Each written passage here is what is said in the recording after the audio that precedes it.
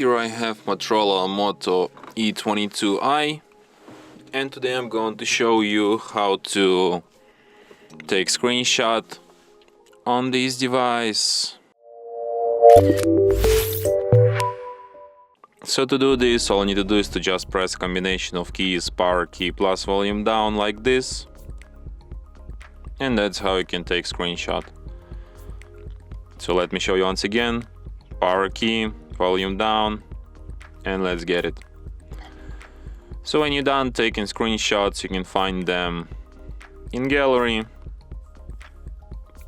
in the special screenshots album, and from here you can share, auto adjust, edit, delete your screenshots, and perform other actions like checking info and use as. And that's it. Thanks for watching.